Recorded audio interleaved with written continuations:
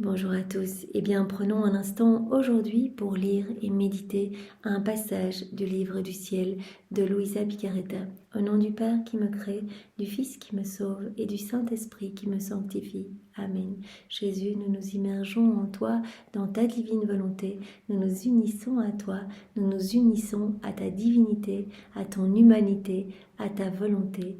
Nous nous identifions à toi. Jésus, nous voulons être d'autres toi sur la terre.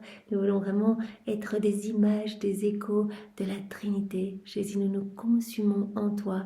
En toi, nous perdons le rien, le néant que nous sommes. Nous fusionnons nos volontés. Dans la tienne, nous les fondons.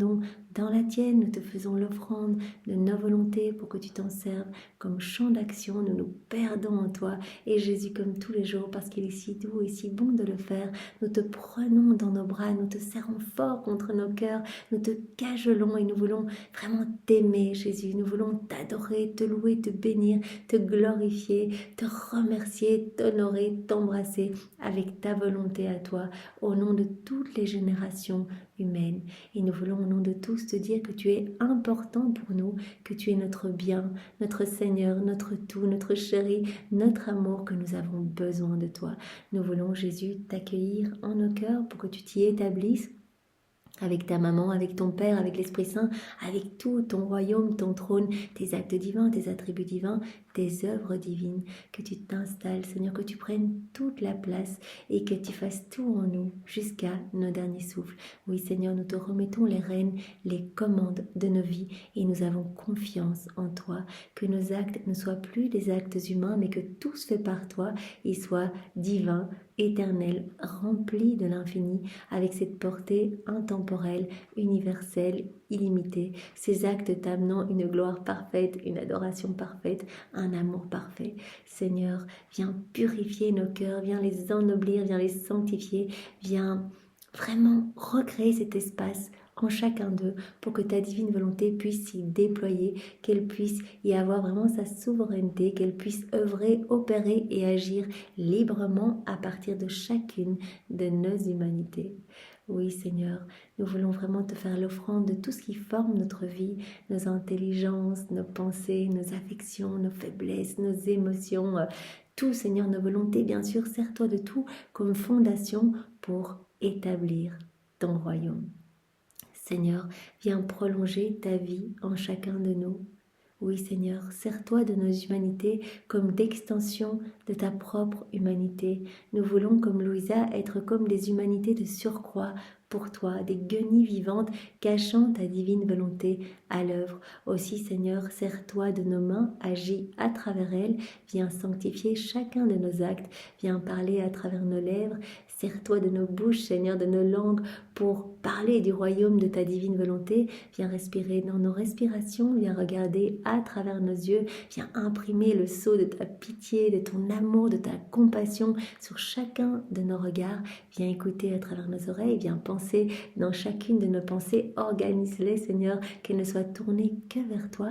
Viens marcher dans chacun de nos pas, divinise-les, spiritualise-nous complètement, Seigneur. Viens faire battre nos cœurs, que ce soit ton Sacré-Cœur tout brûlant d'amour qui palpite à l'unisson avec le nôtre et qu'à chacune de ces palpitations, tu puisses entendre un chant d'amour, de louange, de remerciement, d'adoration. Au nom de tout, Seigneur, nous voulons continuellement à chacun de ces battements de cœur, mais aussi à chacun de nos micro-mouvements externes ou internes, conscients ou inconscients, eh bien, te donner, Seigneur, de la réparation.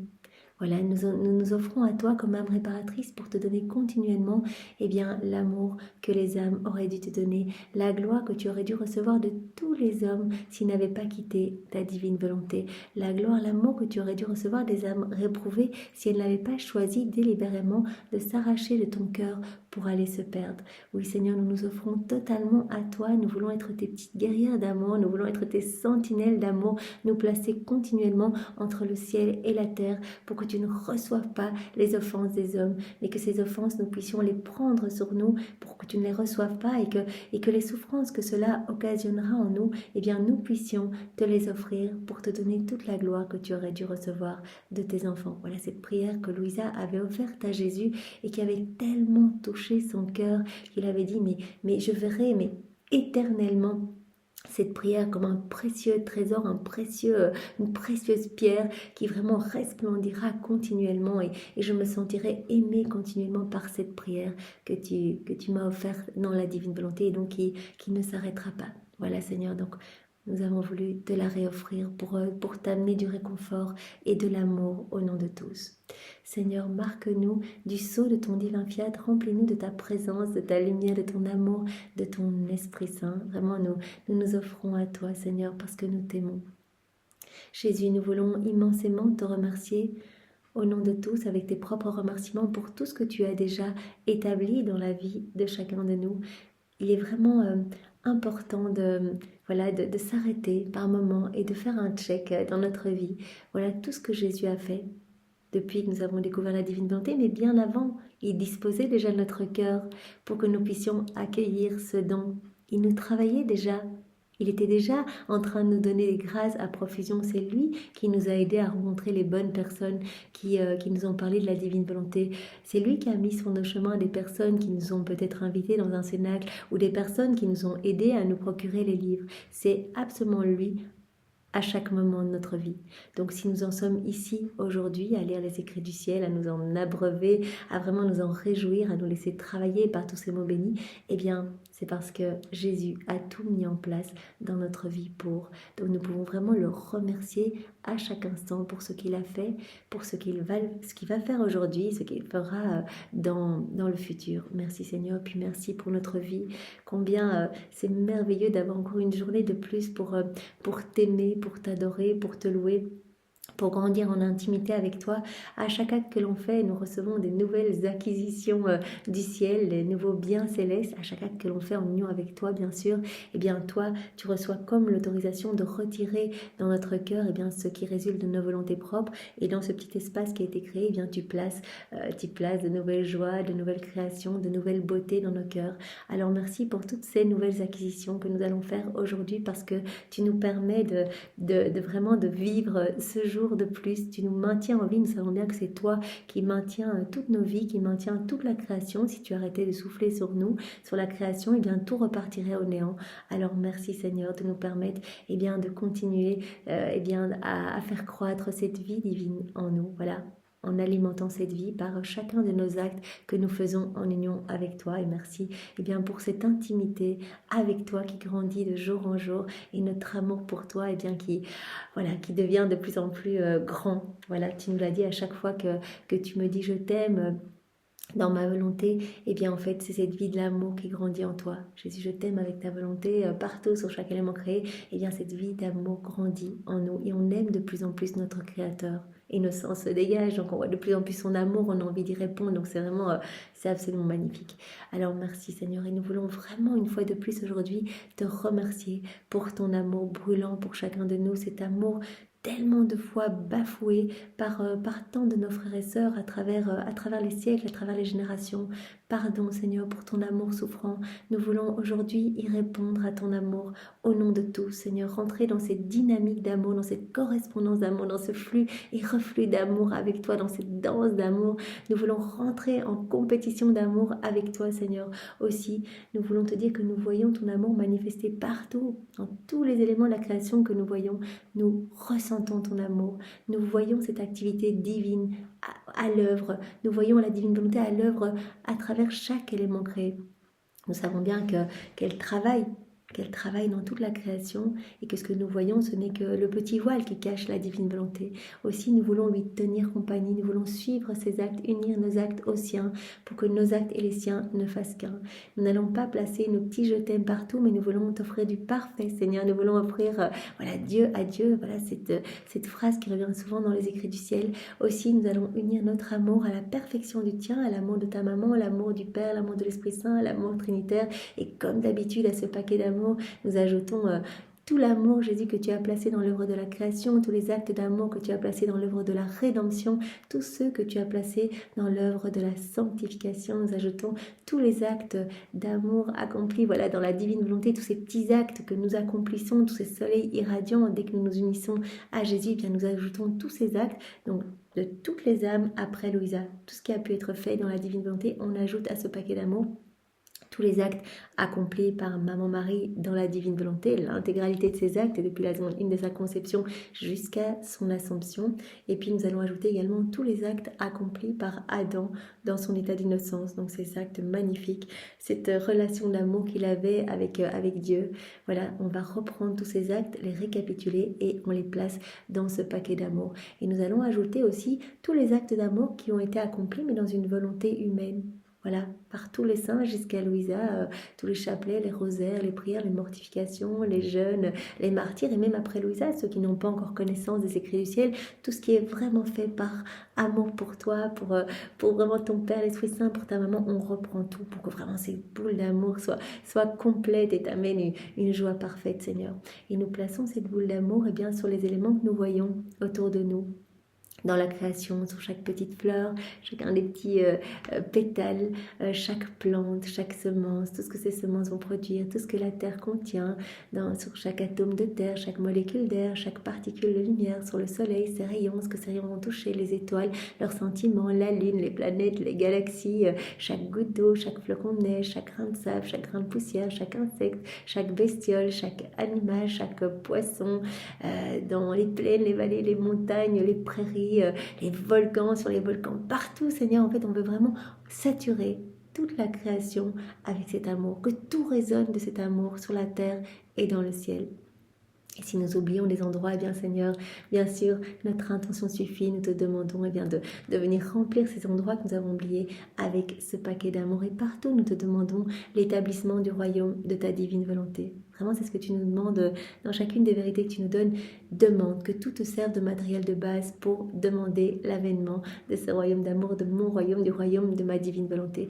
Vous imaginez sur chaque grain de sable, Seigneur, que ta volonté soit faite. Seigneur, je me résigne à ta volonté. Seigneur, donne ce don à chacun. Ce don que tu veux donner à chacun, que tous puissent se disposer à l'accueillir.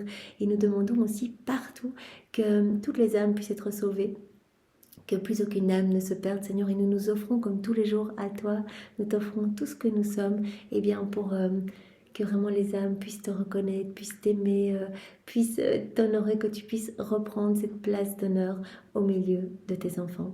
Et nous t'offrons, comme Louisa l'avait fait il y a quelques jours, et tu lui avais dit que ça t'avait fait tellement plaisir, nous t'offrons, eh bien, par amour pour toi, Jésus, engage de notre amour pour toi. Nous t'offrons la lumière du soleil, le sentiment des étoiles. Nous t'offrons ton humilité qui se trouve dans la terre. Nous t'offrons ta pureté, la pureté de l'eau, Seigneur.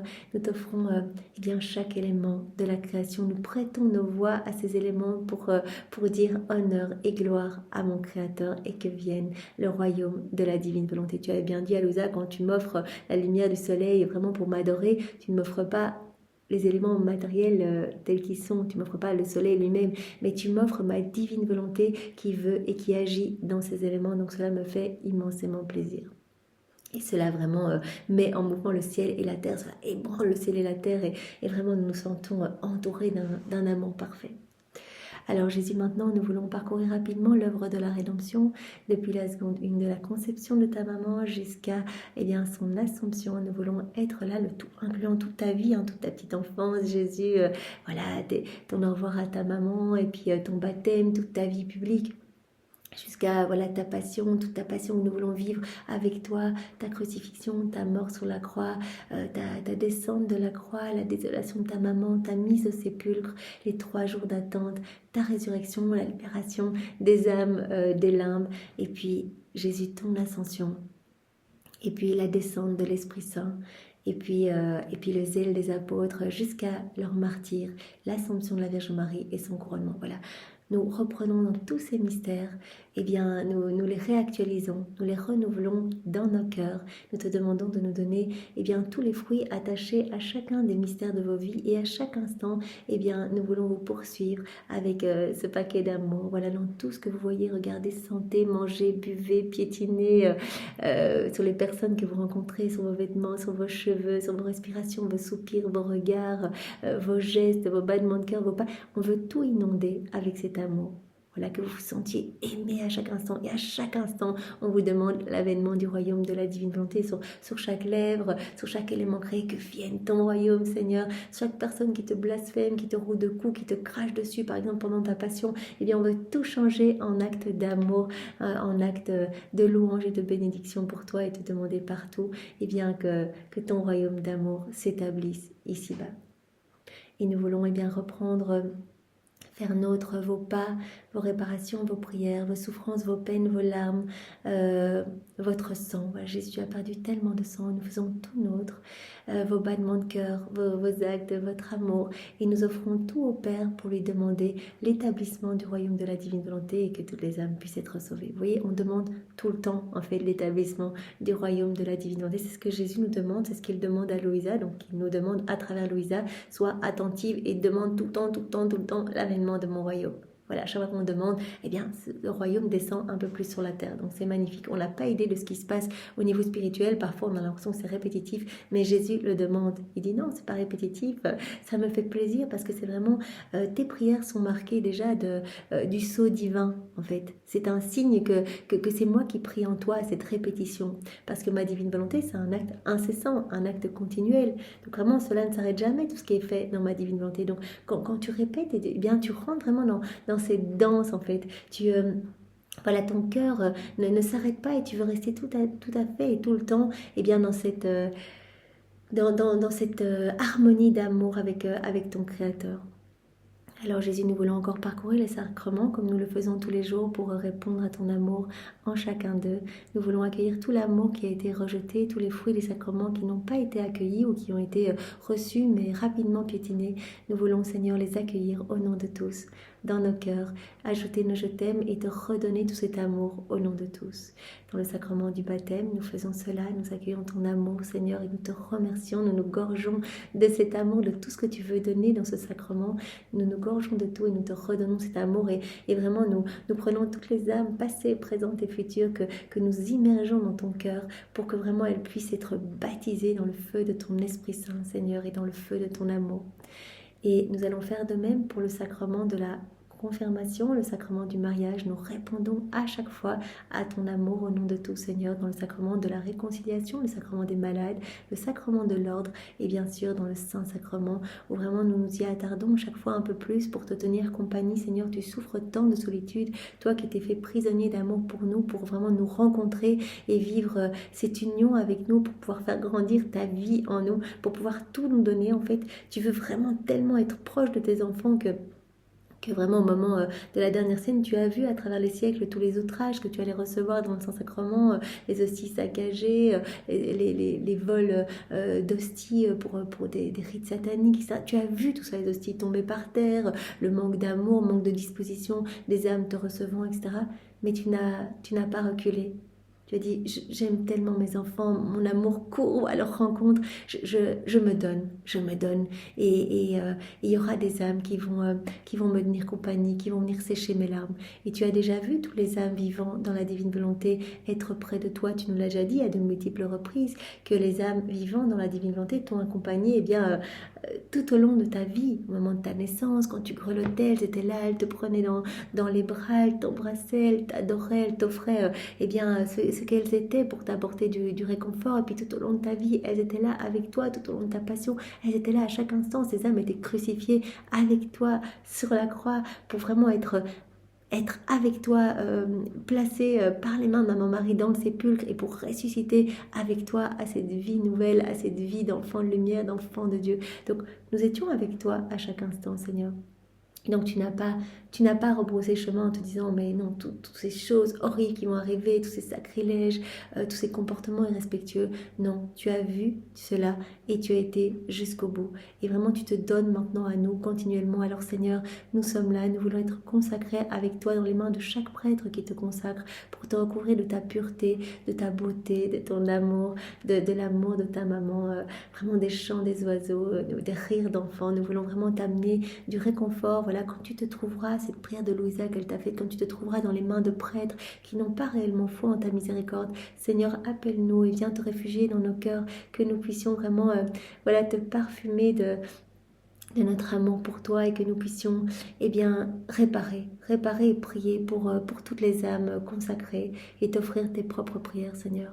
Nous voulons, Seigneur, nous trouver dans chaque cœur qui t'a reçu, qui te reçoit, qui te recevra pour te dire, Seigneur, que ta volonté soit faite. Seigneur, je m'abandonne à toi. Seigneur, fais de moi ce qui te plaira. Seigneur, fais grandir ta vie divine en moi. Seigneur, je t'offre tes actes, ta vie, les actes de ta maman et je t'aime, Seigneur, je t'aime. Et je te demande pardon pour toutes les fois où j'étais reçue n'importe comment dans de mauvaises dispositions. Voilà, on le dit à la place de ces personnes et même si ces personnes sont distraites, Jésus reçoit cet amour dans ses cœurs et donc quelque chose va se passer pour toutes ces âmes qui vont communier, qui ont communié, qui communieront. Voilà, on refait, on répare, on refait toutes les communions dans ta divine volonté, Seigneur, toutes les entrées de messe et sorties de messe, les prières avant et après te recevoir, toutes les adorations, on les refait dans ta divine volonté, on se prosterne à tes pieds, Seigneur, et on t'adore avec la puissance, la sagesse et l'amour de ta divine volonté. Alors Seigneur, maintenant nous te demandons de nous disposer chacun pour que nous puissions comprendre et accueillir les différents passages que tu vas nous donner, deux en guise d'introduction et le passage du volume 33. Donne-nous ta sagesse, ta compréhension, donne-nous ton cœur à toi, Seigneur, qu'il y ait cet échange de cœur, enveloppe-nous de ta lumière et vraiment viens toi-même réceptionner ces mots bénis en nous et grave-les, Seigneur, s'il te plaît, grave-les dans toutes nos cellules, que ce ne soit pas une lecture passive, on lit, on oublie, on ne met pas en pratique, mais que ce soit tellement imprimé en nous que cela prenne vie, en fait, qu'on soit poussé à cette mise en pratique et qu'on y pense tout le temps, que notre vie puisse être vraiment guidée par tous ces enseignements. Voilà, que tous nos comportements puissent te glorifier parce que vraiment ces enseignements résonnent dans nos têtes et que nous puissions dire mais Jésus, mais tu es merveilleux, mais donne-nous ce don de la vie dans la divinité, viens tout faire en chacun de nous, Jésus, voilà, maintenant je t'appelle, je veux faire ça avec toi, voilà, qu'on puisse y penser, c'est vraiment important, parce que si on en reste juste à la lecture, voilà, ces enseignements, ces paroles vont parfumer notre âme, mais Jésus nous dit qu'il n'y a que dans cette mise en pratique qu'il va pouvoir nous donner tout ce dont il rêve de nous combler. Quand on va faire nos rondes, quand on va faire nos actes, on médite dans la divine volonté, etc. Jésus se sert de tout cela comme prétexte pour nous inonder de son amour, parce que c'est dans sa nature de donner, il souffre de ne pas pouvoir donner, donc en fait il se sert de tout, un petit pas dans sa direction, un petit je t'aime sur les éléments créés, etc. Et on va recevoir tous les attributs divins qui sont cachés dans ces éléments et on va être inondé de tous ces cadeaux. Et en plus, cet amour va à chaque fois être redoublé. Voilà, on aime, on offre un amour parfait. Dieu ne peut pas cesser vaincre en amour. Il redouble encore d'amour et on est inondé sous des torrents de grâce. Vous vous rappelez, Marie, il y a quelques jours, qui nous disait, et moi, j'ai été conçue dans l'union des trois mères, de puissance du Père, mère de sagesse de Jésus et mère d'amour de l'Esprit Saint. Et toute ma vie, j'ai été continuellement sous ces torrents de mère, en fait, de cadeaux, de grâce, etc. Et Marie avait dit, si tu offres et tu sacrifies ta volonté propre, que tu la crucifies au profit de la divine volonté, tu vas connaître cette purification. Moi, c'est mon germe humain qui a été purifié dès le départ, tout au début, voilà, par la divine volonté. Donc tout ce qu'on me reconnaît, résulte du travail de la divine volonté. Donc Marie avait dit, si toi tu abandonnes ta volonté, tu connaîtras, voilà, à ta petite échelle, tu connaîtras cette purification aussi.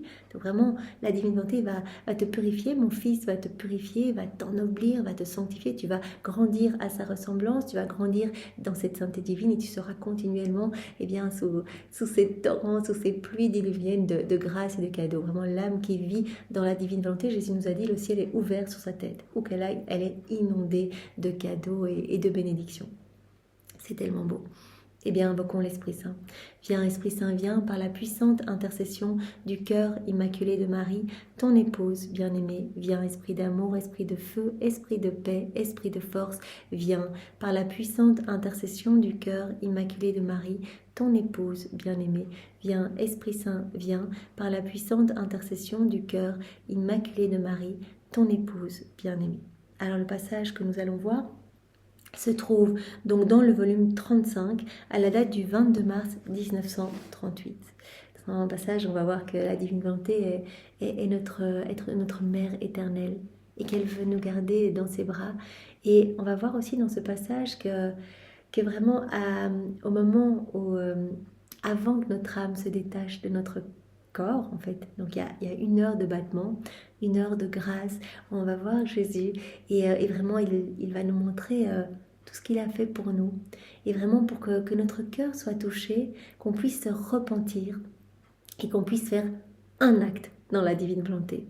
Voilà, qu'on puisse accepter comme pénitence notre mort en se résignant à la volonté de Dieu, en la reconnaissant et en disant mais que ta volonté soit faite Seigneur. Voilà, tu veux maintenant mon âme, que ta volonté soit faite. Et c'est en raison de cet acte fait dans la divine volonté que beaucoup d'âmes vont pouvoir accéder au ciel, en passant bien sûr par un long purgatoire, mais vont pouvoir accéder au ciel. Donc il faut au moins un acte accompli dans la divine volonté. Donc vraiment ce passage est vraiment magnifique et je tenais à vous le partager.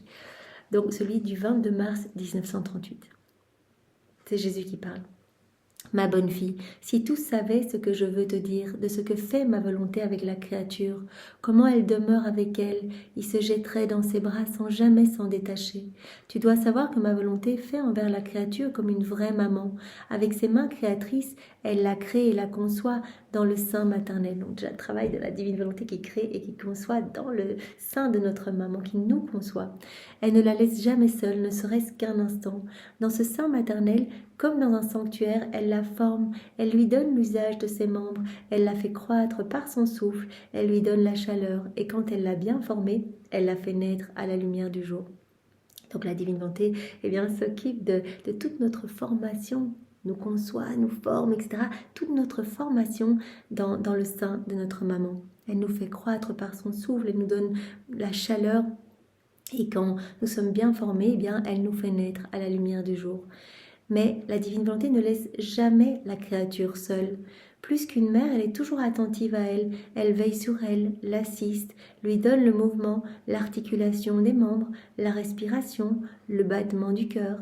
Et en grandissant, elle lui donne l'usage de la parole et lui apprend à marcher. Donc la divine volonté régit le petit enfant qui naît, ce mouvement, ses battements de cœur, ses battements de cils, ses respirations, la circulation de son sang, etc. D'ailleurs, en chacun de nous aussi. Tout au long de notre vie, c'est la divine volonté qui régit notre mouvement, notre être, etc. Il n'y a rien de ce que fait la créature et que ma volonté ne fasse avec elle pour lui donner l'usage de la vie humaine. Si bien que le principe de la vie humaine, tant de l'âme que du corps, tout est formé par ma volonté, laquelle demeure dans la créature comme en son refuge, afin de lui donner la vie éternelle. Voilà, la divine volonté est là et elle s'occupe de nous à chaque instant, de notre vie. Et tout ce qu'elle veut, c'est que la créature puisse être vraiment en sécurité afin qu'elle puisse avoir la vie éternelle. Or, ma fille, tant que la faute ne commence pas dans la créature, tout est ma volonté. Et lorsque commence la faute, aussi commencent les larmes, les douleurs de cette mère céleste. Voilà, tant qu'il n'y a pas de faute, donc un petit enfant, je ne sais pas jusqu'à quel âge il est encore dans cet état de pureté, sans commettre de péché, mais jusqu'au premier péché, tout est divine volonté. Jésus nous dit, tout est ma volonté dans ces petits enfants. Et lorsque commence la faute, à mon avis, quand il y a un péché conscient, quand commence la faute, aussi commencent les larmes, les douleurs de cette mère céleste. À ce moment-là, elle est placée sur la croix, c'est la vie divine commence à être étouffée, etc.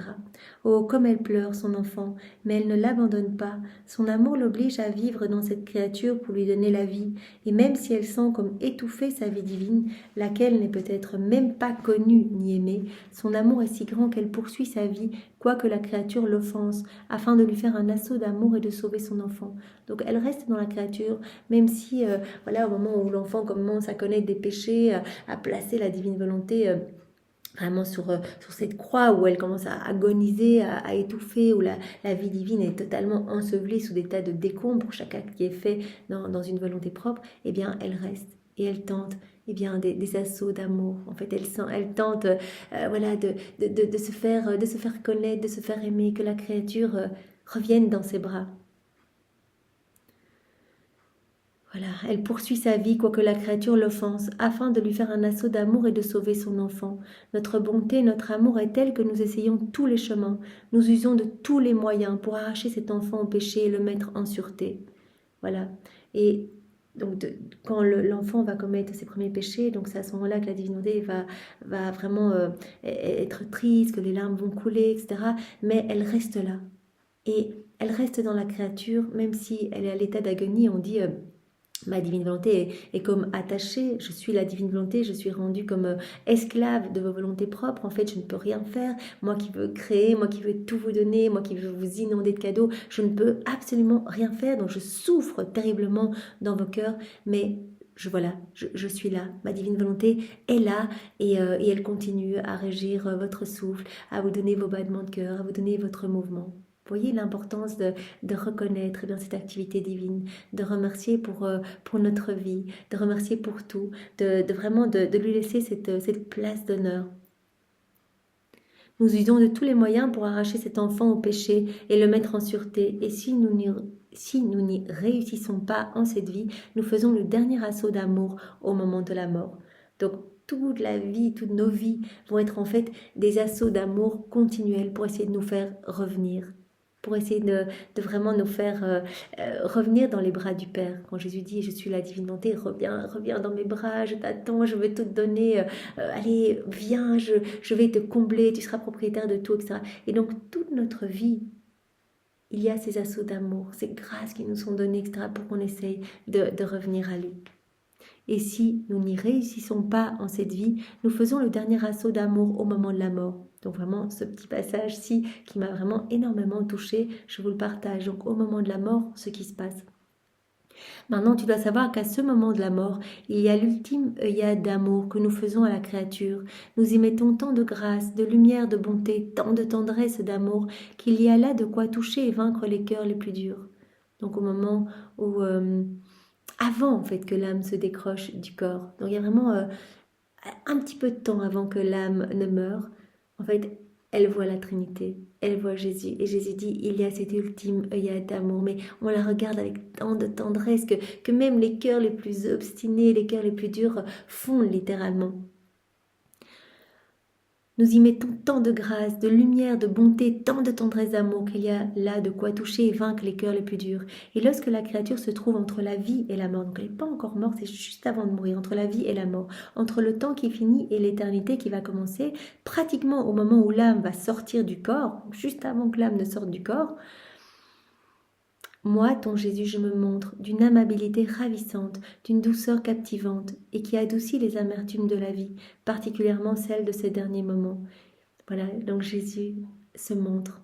Vous imaginez, on va tous voir Jésus comme ça au moment où, juste avant de mourir. C'est pour ça qu'on voit beaucoup de défunts avec un grand sourire apaisé. On voit Jésus qui se montre, mais avec une tendresse propre à apaiser toutes les amertumes des derniers moments de vie, ses souffrances, etc., ses batailles. Donc il se montre avec ce regard lumineux d'amour. Je me montre d'une amabilité ravissante, d'une douceur captivante et qui adoucit les amertumes de la vie, particulièrement celles de ces derniers moments. Et puis il y a mon regard, je regarde la créature mais avec tant d'amour que cela lui arrache un acte de contrition, un acte d'amour, une adhésion à ma volonté. Donc, il y a tellement d'amour que la créature est touchée par cet amour. Et en fait, elle se repent de toutes ses fautes. En fait, tout lui est montré et elle se dit, mais en fait, toutes ces années, toute ma vie, j'ai pas aimé, j'ai pas répondu à cet amour, j'ai écrasé Jésus dans mon cœur, je lui ai pas laissé de place. Et elle se repent, elle a cet acte de contrition tout à la fin en voyant Jésus avec cette tendresse, vraiment avec cet amour dégoulinant sur la créature. Cela arrache à la créature un acte de contrition, un acte d'amour, une adhésion à ma volonté. Donc il y a à ce moment-là cette reconnaissance de la divine volonté. Il y a cette adhésion à la divine volonté. Tirés alors de leur erreur en voyant et en touchant du doigt l'amour dont nous les avons aimés et dont nous les aimons, ces âmes ressentent une telle douleur qu'elles se repentent de ne pas nous avoir aimés. Elles reconnaissent que notre volonté est le commencement et la fin de leur vie. Donc il y a vraiment à ce moment-là, voilà, cette pleine connaissance de tout. Et la créature se dit, mais c'est pas possible, j'ai perdu tellement de temps, j'ai pas aimé, je me repens, je reconnais ta divine volonté comme commencement et fin de ma vie. Et elles acceptent la mort comme pénitence pour accomplir un acte de notre divine volonté. Donc en disant, fiat, j'accepte que tu prennes ma vie, j'accepte que c'est mon moment, eh bien, elles acceptent la mort comme pénitence et pour accomplir un acte de la divine volonté. Donc il y a eu l'accomplissement d'un acte, faute de quoi le ciel ne s'ouvrirait pas. Donc il faut qu'il y ait au moins un acte accompli dans la divine volonté. Parce que tu dois savoir que si la créature ne faisait pas le moindre acte de volonté de Dieu, les portes du ciel ne s'ouvriraient pas, et elle ne serait pas non plus reconnue comme héritière de la patrie céleste, et ni les anges ni les saints ne pourraient l'admettre parmi eux, et elle ne voudrait pas non plus y entrer, parce qu'elle saurait que le ciel ne lui appartient pas. Donc il faut qu'il y ait cette reconnaissance de la divine volonté comme commencement et comme fin de sa vie, cette reconnaissance de la divine volonté qui vraiment œuvre tellement pour les créatures. C'est pourquoi sans notre volonté, il n'y a ni sainteté véritable, ni salut. Donc il faut au moins qu'il y ait un acte accompli dans la divine volonté. Et souvent, c'est en fin de vie. Les âmes qui n'ont pas connu Dieu, qui sont détournées de Dieu, eh bien, il y a cette ultime chance à la fin, avec cette œillade d'amour, ce regard d'amour de Jésus. Ces âmes bien sont touchées et vraiment sont contrites, vraiment se repentent de leurs fautes et reconnaissent la divine volonté et acceptent leur mort eh bien, comme pénitence et comme acte accompli dans la divine volonté. C'est pourquoi sans notre volonté, il n'y a ni véritable sainteté, ni salut. Et excepté les plus pervers et obstinés, beaucoup sont sauvés en vertu de cette œillade toute d'amour. Beaucoup d'âmes sont sauvées grâce à ce dernier petit moment. Les âmes qui n'ont pas reconnu Jésus toute leur vie, ce dernier moment les sauve parce qu'elles reconnaissent, elles demandent pardon à la fin. Même s'il conviendra qu'il fasse une longue étape au purgatoire. Bien sûr, comme on sait que chaque acte accompli dans nos volontés propres devra être refait au purgatoire, il y aura cette longue étape au purgatoire pour que tous les actes puissent être remplis de l'infini. S'ils sont remplis d'humains, ils vont devoir être vidés et nettoyés par les flammes du purgatoire et remplis d'amour. Le cœur va devoir être rempli d'amour, notre âme va devoir être remplie d'amour. On ne pourra s'unir à Dieu qu'on sera pur amour et pour pure lumière. Donc il y aura cette longue étape par le purgatoire pour les âmes qui ont juste demandé pardon enfin leur vie et reconnu la divine volonté, juste avant de mourir. Mais au moins, elles sont sauvées et les portes du ciel s'ouvrent. Donc Jésus dit énormément d'âmes qui sont sauvées par grâce à cette ultime œillade d'amour. C'est pourquoi l'article de la mort est notre récolte journalière, le moment où nous retrouvons l'homme égaré, notre récolte journalière. C'est à ce moment-là vraiment qu'il y a cette grosse pioche aussi des âmes. Il a ajouté ensuite, ma fille, l'article de la mort est l'heure de la désillusion, et toutes les choses se présentent à ce moment l'une après l'autre pour dire à la créature, adieu pour toi, la terre est finie, pour toi commence l'éternité. Il arrive à la créature ce qui se passe quand elle se trouve enfermée dans une chambre et qu'on lui dit, derrière cette pièce, il y a une autre pièce dans laquelle il y a Dieu, le paradis, le purgatoire et l'enfer, bref, l'éternité. Mais elle ne voit rien. Elle l'entend affirmer par les autres, et vu que ceux qui le lui disent ne voient pas non plus Dieu, ni le paradis, ni le purgatoire et l'enfer, ils en parlent d'une façon telle qu'on ne les croirait pas, n'attachant pas une grande importance à faire croire comme réel et certain ce qu'ils expriment en parole. Donc durant toute notre vie, on dit oui, de l'autre côté du mur, il y a l'éternité, il y a ce paradis, il y a l'enfer, le purgatoire, etc. Mais comme les personnes qui nous en parlent, bien quelque part elles-mêmes, elles sont ici sur la terre avec nous, elles ne voient pas elles-mêmes, on avance dans la foi. Et bien souvent, on est un petit peu faible dans notre foi. C'est ce que Jésus nous dit ici. Mais un beau jour, les murs tombent, Et la créature voit de ses yeux ce qu'on lui disait auparavant. Elle voit son Dieu Père qui avec tant d'amour l'a aimé. Elle voit chacun des bienfaits qu'il lui a prodigués. Elle voit qu'elle a laissé tous les droits de l'amour, qu'elle a lésé tous les droits de l'amour qu'elle lui devait et que sa vie était à Dieu et non à elle. Elle comprend tout ça.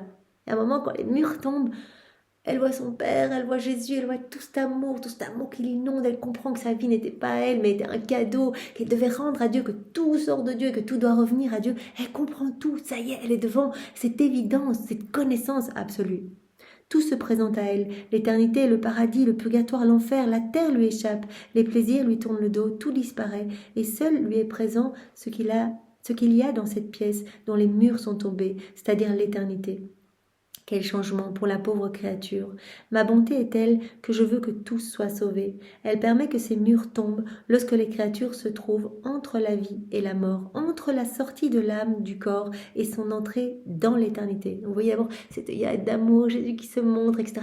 Il dit en fait, je permets que la créature ait cette pleine connaissance avant de mourir, pour qu'elle puisse faire un acte dans la divine volonté, qu'elle puisse reconnaître notre volonté comme commencement et fin de sa vie, qu'elle puisse nous aimer, qu'elle puisse nous demander pardon. Donc je permets cela, je permets que ces murs tombent. Oui, il y a ces murs, parce que pendant notre vie on nous en parle, etc. Mais cela reste très abstrait. On dit oui, le paradis, le purgatoire, et parce que les personnes qui nous en parlent n'ont pas cette force, cette ferveur, on se dit ces personnes sont avec nous sur la terre, qu'est-ce qu'elles en savent, etc. Et donc finalement, On avance un petit peu tous aveugles ici-bas. Mais vraiment, il y a ce moment de grâce avant que notre âme quitte notre corps, où les murs tombent et tout est là, devant nous. Les choses de la terre sont parties, on se retrouve juste face aux choses du ciel. Ma bonté est telle que je veux que tous soient sauvés. Elle permet que ces murs tombent lorsque les créatures se trouvent entre la vie et la mort, entre la sortie de l'âme du corps et son entrée dans l'éternité, afin qu'elle me fasse au moins un acte de repentir et d'amour et reconnaisse ma volonté adorable au-dessus d'elle. Il faut qu'il y ait au moins un acte accompli dans la divine volonté, que les âmes se repentent, qu'elles reconnaissent la divine volonté au-dessus d'elles. Je peux dire, je leur donne une heure de vérité pour qu'elles soient sauvées. Donc c'est tellement beau, on peut se dire vraiment, c'est incroyable dans ce combat, cette agonie, quand on voit des personnes qui souffrent tellement, enfin leur vie, on se dit, mais voilà, les derniers moments, mais cette vision du ciel, tout, en fait, la Vierge Marie, les saints, le purgatoire, l'enfer, enfin tout, on voit tout, on comprend tout. Et donc on peut donner notre oui, on peut vraiment se jeter dans les bras de Jésus, dire pardon, je t'ai tellement offensé, je t'ai pas laissé agir dans ma vie, reconnaître sa volonté. Donc c'est vraiment une heure de grâce qui est laissée, une heure de vérité pour que les âmes soient sauvées. Et Jésus nous disait précédemment, la mort est notre récolte journalière, le moment où nous retrouvons l'homme égaré. C'est souvent au moment de la mort que plein d'âmes peuvent être sauvées, même si on prie pour des personnes de notre famille, Seigneur, que ta volonté soit faite pour ces personnes, etc. Et on se dit, mais il n'y a rien qui bouge.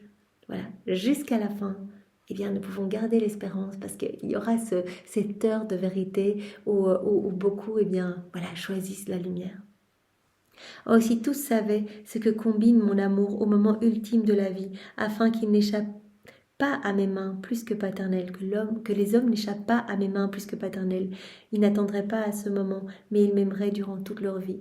Voilà, si on voyait tous ces stratagèmes d'amour utilisés pendant toute notre vie, si on voyait déjà ce que l'on va voir dans cette heure de vérité maintenant, mais on n'attendrait pas à ce moment-là, on se jetterait déjà dans les bras de Jésus et on l'aimerait, on lui donnerait toute la place, on reconnaîtrait à chaque instant sa volonté, on s'unirait à lui à chaque instant. Alors, j'ai encore un petit passage qui se trouve dans le tome 11, à la date du 9 juin 1912. Donc vraiment un minuscule passage. Voilà, c'est Jésus qui parle. Ma fille, pour l'âme qui fait ma volonté et vit dans mon vouloir, il n'y a pas de mort. La mort est pour qui ne fait pas ma volonté, parce qu'il lui faut mourir à beaucoup de choses, à lui-même, aux passions, à la terre. Mais l'âme qui fait ma volonté n'a rien à quoi elle doit mourir. Elle est déjà habituée à vivre du ciel. Voilà, on dit l'âme qui vit dans la divine volonté a déjà la vie des bienheureux ici-bas sur la terre. Elle est déjà super habituée à être tout le temps unie à son Créateur. Elle fait ses actes dans la divine volonté, laisse la divine volonté tout faire et régir en elle. Donc Jésus dit pour cette âme, en fait, il n'y a pas vraiment de mort. En fait, c'est un petit passage. Elle ne se rendra même pas compte. La mort n'est rien d'autre que de déposer une dépouille pour elle, comme quelqu'un déposerait ses vêtements de pauvre pour revêtir des vêtements de reine, pour quitter son exil et prendre possession de sa patrie. Donc Jésus nous dit aussi que l'âme vivant dans la divine volonté, eh bien, c'était une citoyenne du ciel sur la terre en fait. Voilà, c'est pas une âme en exil, mais c'est une citoyenne du ciel. Elle appartient déjà au ciel, elle a déjà toute sa famille royale dans le ciel. L'âme qui fait ma volonté n'est pas sujette à la mort, elle n'est pas soumise au jugement, elle vit éternellement. Voilà. En laissant Dieu tout faire en nous, en laissant sa divine volonté œuvrer, opérer, agir à partir de nos humanités, eh bien, on laisse cette vie divine grandir en nous. Et vraiment, à chaque fois qu'on fait des actes, eh bien, il y a plus de choses du ciel. Et chaque acte est déjà rempli de l'infini, est déjà confirmé, il ne devra pas être refait au purgatoire.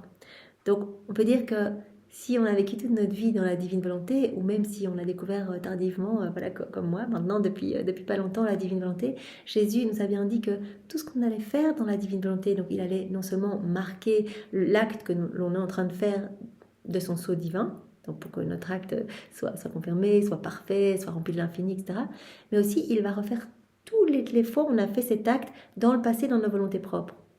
Par exemple, je mange dans ta divine volonté, bien cet acte directement va être fait par Jésus en nous, sa divine volonté va venir régir ce moment.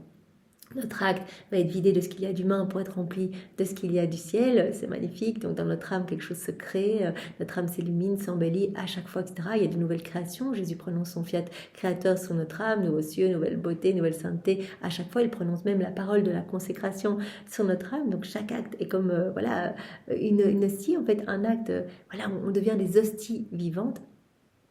Et Jésus nous dit, tout ça pour en arriver, je ne sais plus où je voulais en venir, mais donc voilà, c'est absolument magnifique, on fait tous ces actes, notre âme s'embellit, et donc on laisse vraiment grandir cette vie divine en nous. Donc en laissant grandir cette vie divine en nous, on va atteindre petit à petit ce quatrième niveau de vie dans la divine volonté. On va être pur amour, pure lumière, on pourra s'unir à notre Créateur.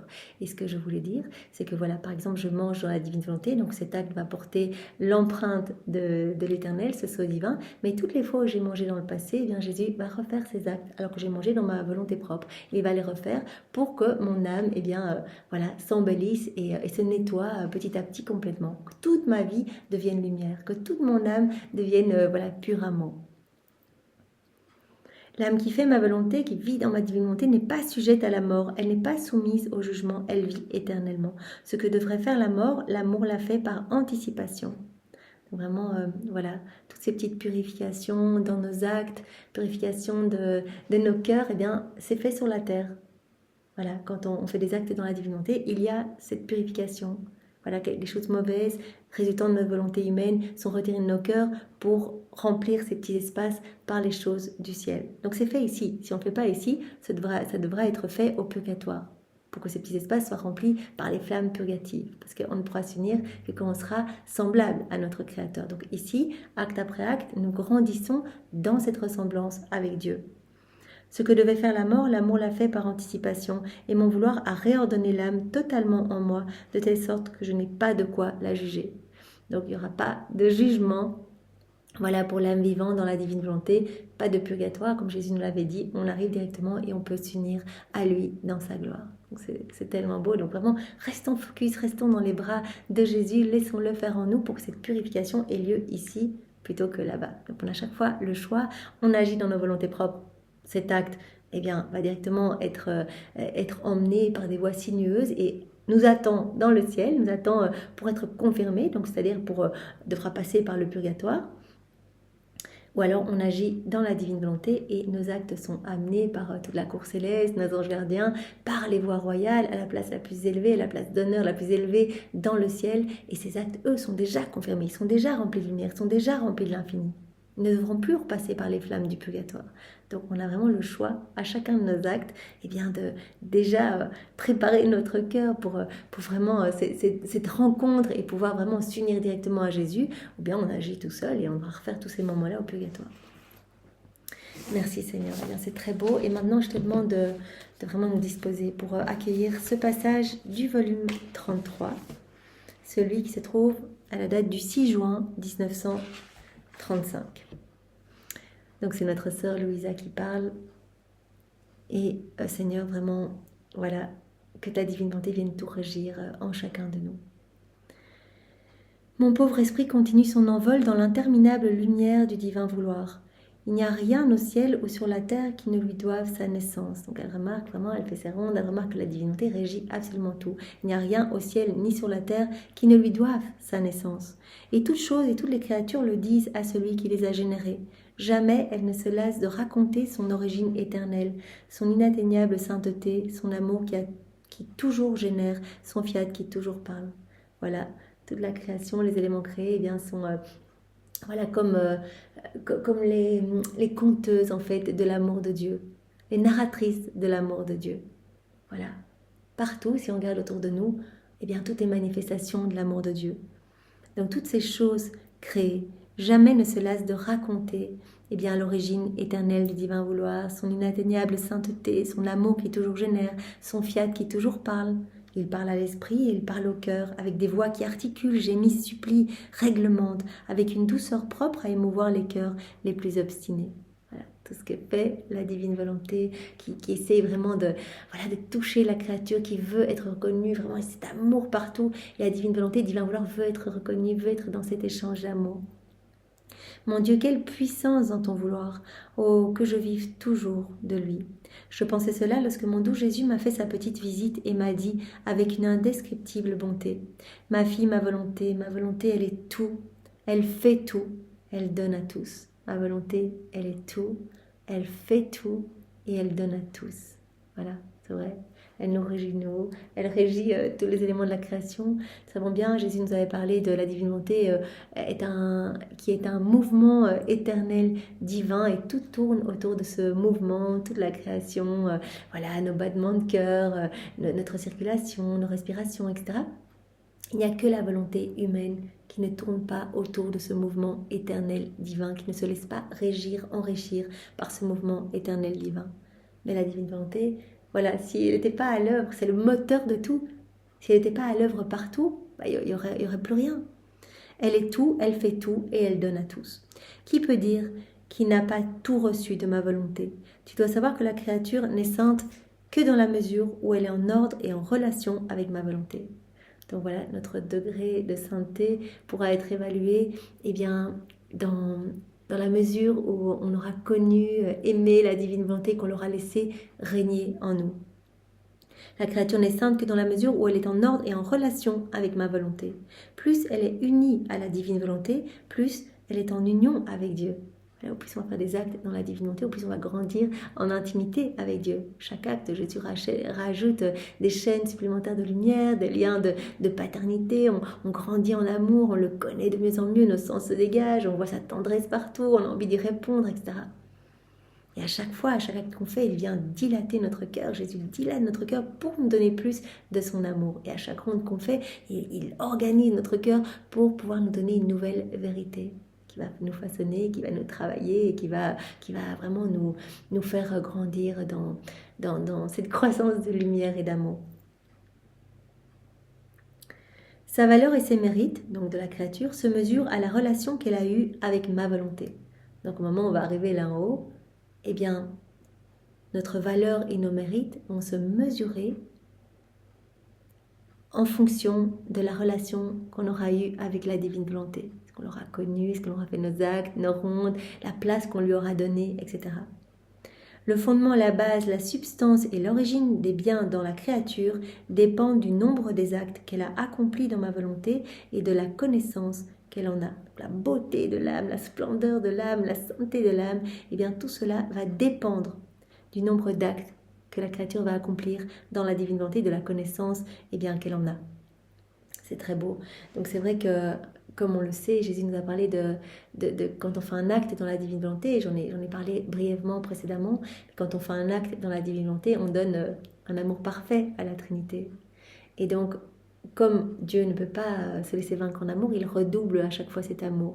Et donc il y a ce déversement spécial sur la créature. Jésus avait dit, mais on aime de façon universelle toutes les créatures, on aime chaque âme autant que toutes les autres réunies, etc. Mais quand il y a cette attention de la créature qui fait ses rondes, qui nous aime avec notre propre amour, on est tellement touché que sur cette créature se déverse notre amour spécial.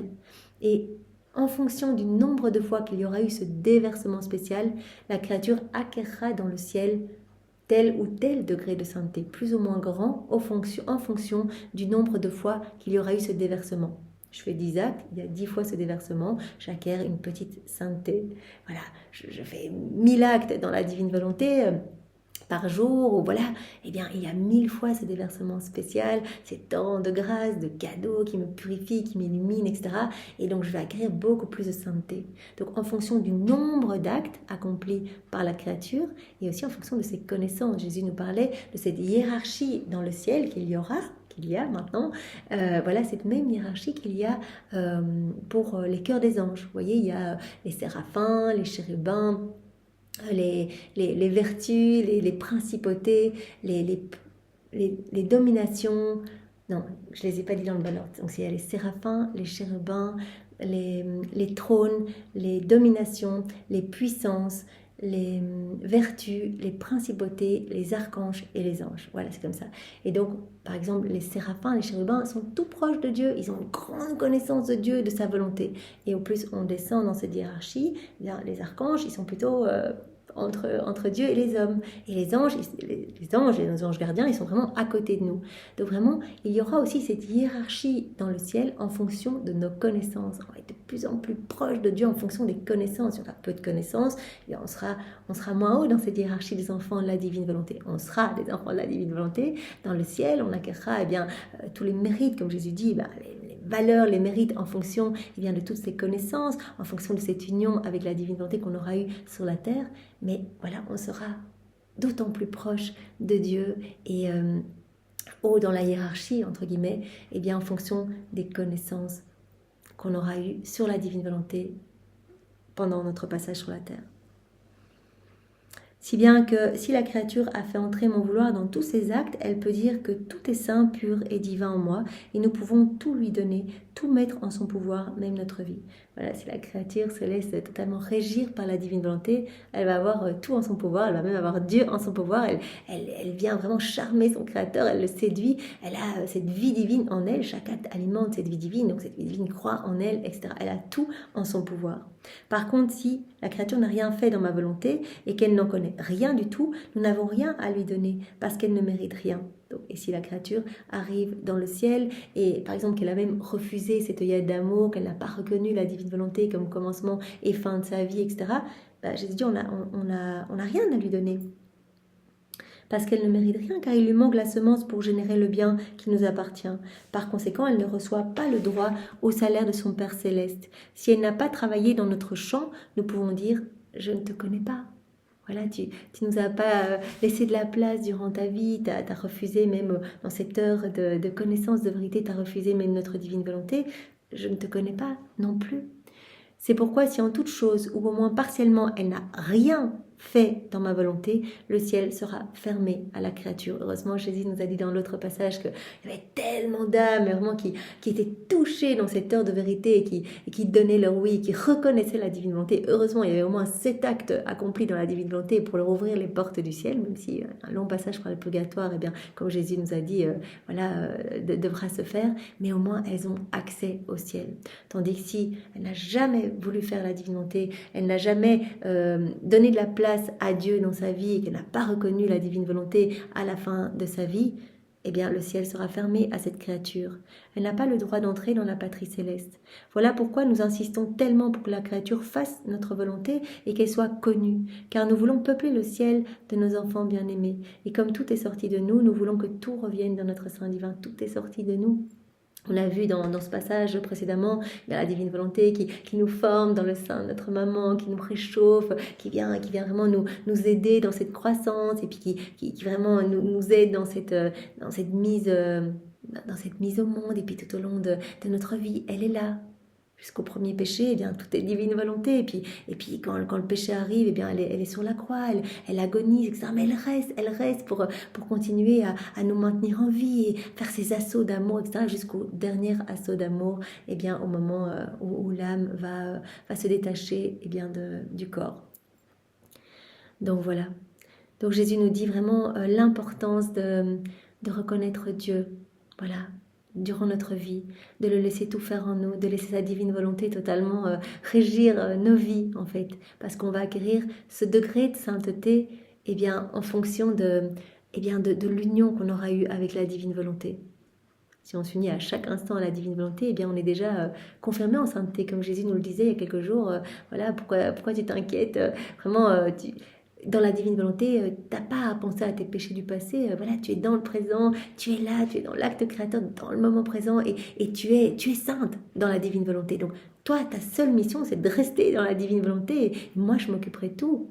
Et tu auras déjà la vie des saints ici-bas sur la terre. Et comme on l'a vu dans le deuxième passage en introduction, Jésus disait à Louisa, l'âme qui vit dans la divine volonté, elle ne connaîtra pas vraiment la mort. Ce sera un passage comme elle retire ses guenilles, en fait, son corps pour se revêtir du vêtement royal, mais il n'y aura pas non plus de jugement parce qu'elle sera totalement identifiée à Dieu, elle sera remplie de Dieu, remplie de cette lumière, et donc elle pourra directement s'unir à Dieu dans sa gloire. Voilà pourquoi nous insistons tellement pour que la créature fasse notre volonté et qu'elle soit connue, car nous voulons peupler le ciel de nos enfants bien-aimés. Et comme tout est sorti de nous, nous voulons que tout revienne dans notre sein divin. Tout est sorti de nous, tous les actes des créatures, nous voulons que tout revienne à nous, que nos enfants soient tous sauvés et que vraiment tous soient dans le ciel avec nous, que le ciel soit peuplé de nos enfants. Après quoi, je continuais à penser à la divine volonté et je priais qu'avec son omnipotence, qui peut faire toutes choses, elle puisse conquérir tous les obstacles et faire que son royaume vienne et que sa volonté puisse régner sur la terre comme au ciel. Elle est en train de dire, mais avec ton omnipotence, eh bien que ta volonté soit faite, tu peux tout faire, eh bien que ce royaume descende sur la terre.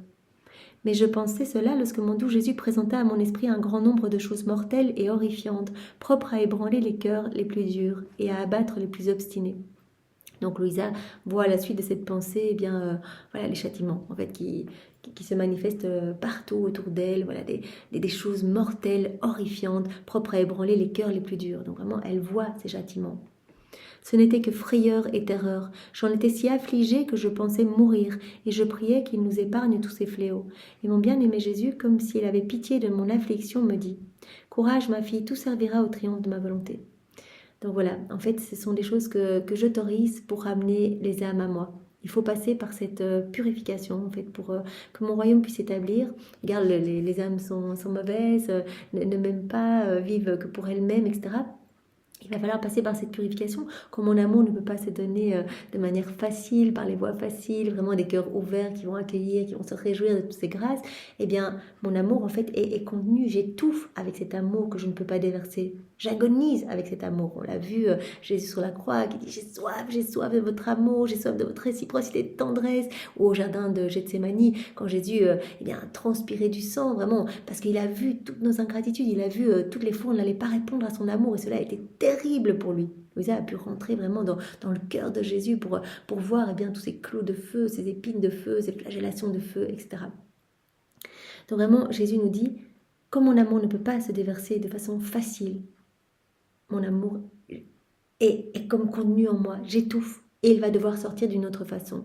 Et il va sortir sous forme de justice divine, sous forme de châtiment.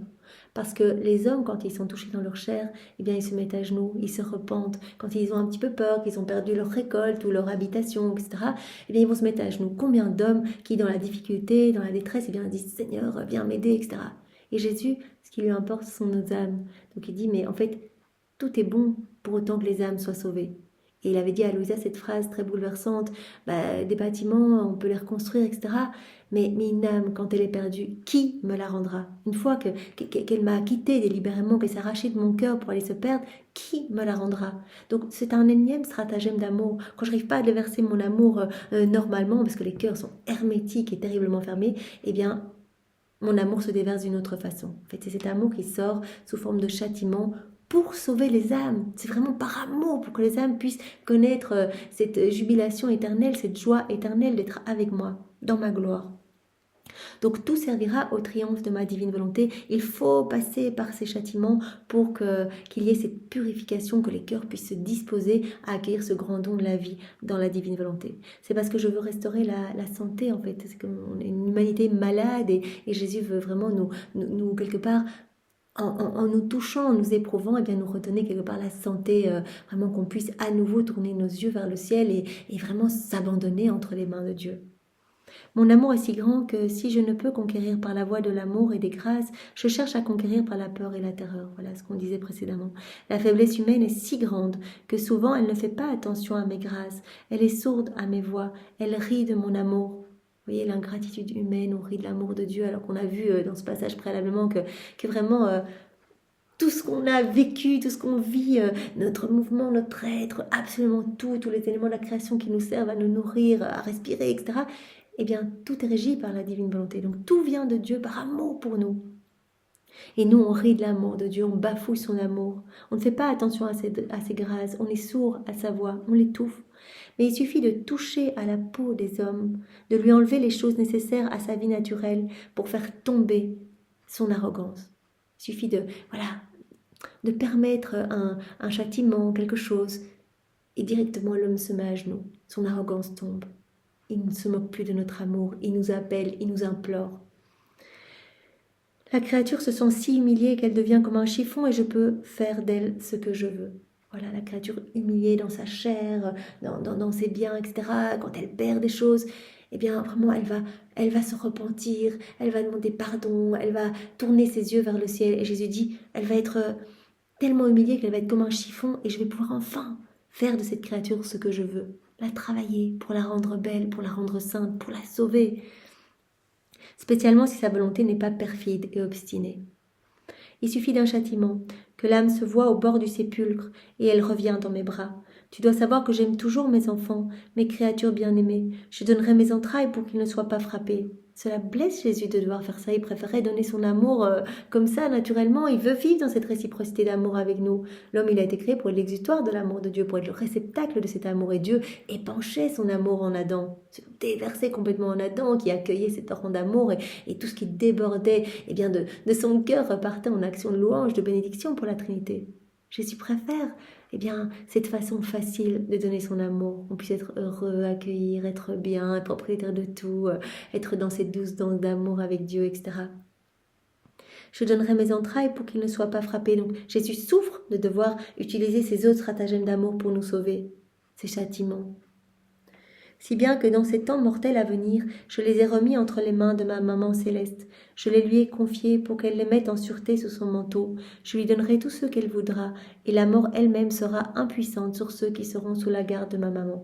Et donc Jésus a demandé à sa maman de venir marquer ses enfants. En fait, tous ceux qui auront donné leur oui, qu'on dit oui Jésus, oui Marie, je vous aime, je vous donne ma vie, tous ceux qui auront donné leur oui, reçoivent cette petite marque de la Vierge Marie pour que les fléaux ne les touchent pas. Alors, on parle de fléaux matériels, de fléaux autour de nous, mais bien plus, il me semble, de fléaux spirituels, tout ce qui se passe, les lois sur l'avortement, l'euthanasie, toutes ces choses qui blessent le cœur de Dieu, qu'il ne glorifie pas, les âmes qui sont marquées par vraiment la bénédiction maternelle de Marie, ne seront pas touchés par ces fléaux.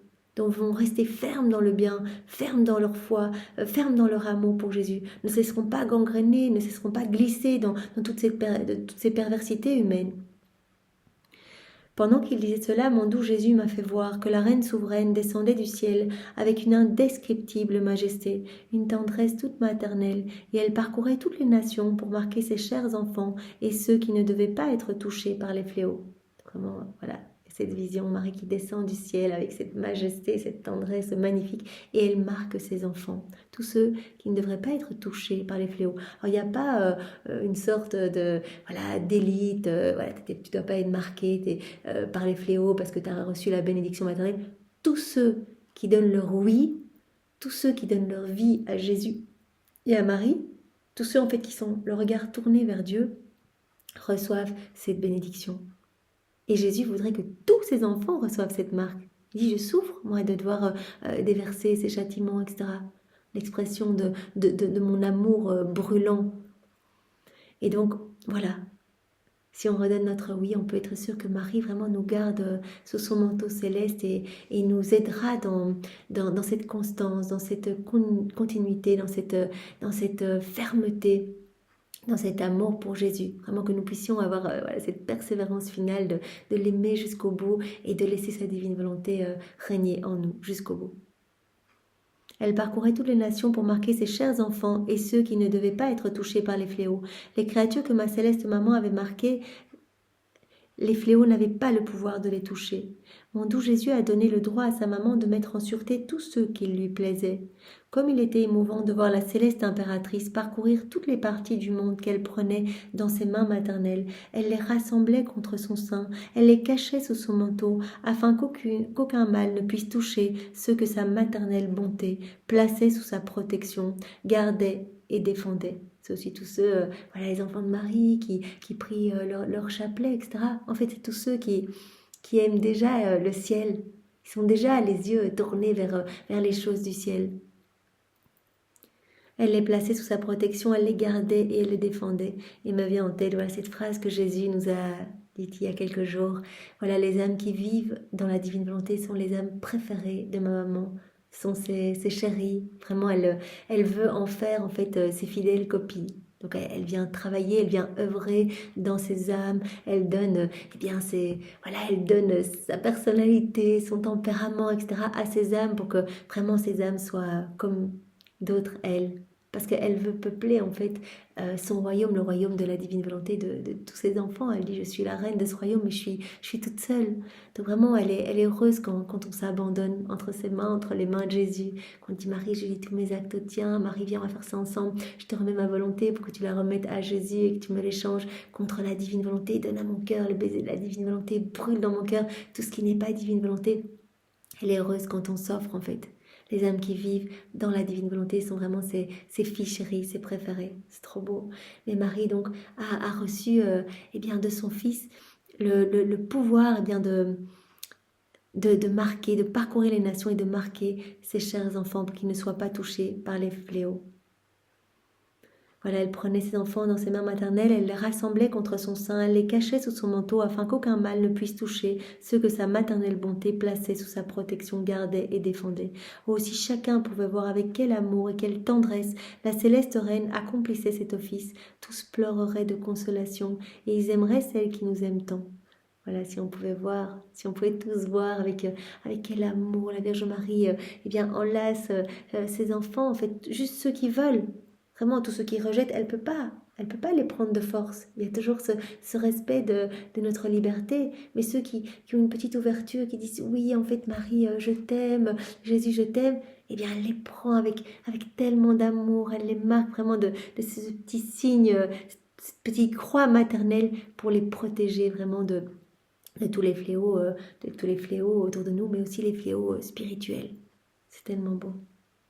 Eh bien, Jésus et Marie, nous vous aimons, nous voulons vraiment nous consacrer à vos deux cœurs unis, nous unir à vos deux cœurs, glisser nos cœurs entre vos deux cœurs pour que nos cœurs s'alimentent continuellement de vos vies même, en fait, de vos désirs, de tout ce que vous êtes. Nous voulons toujours être avec vous et nous offrons à vous, nous nous abandonnons entre vos bras. Jésus, sois loué, béni et glorifié. Pour te remercier, eh bien, nous t'offrons la maternité de ta maman. Nous t'offrons son cœur immaculé. Et vraiment, voilà, nous le faisons au nom de toutes les générations humaines. Au nom du Père et du Fils et du Saint-Esprit. Amen. Soyez tous bénis. Au revoir.